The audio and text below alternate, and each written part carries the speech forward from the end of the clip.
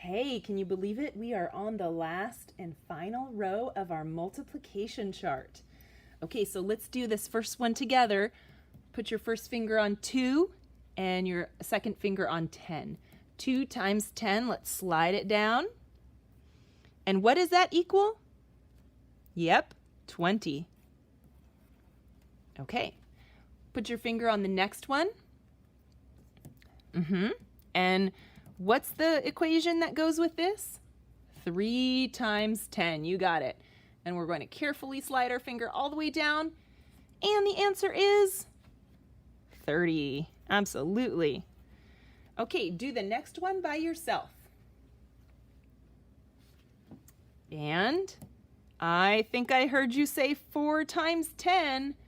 Ooh, it gets tricky. We've got to keep our finger in the right column when we're at the end.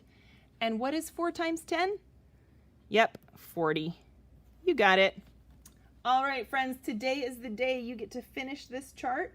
When you are all done, remember, use the control chart to check your answers, okay?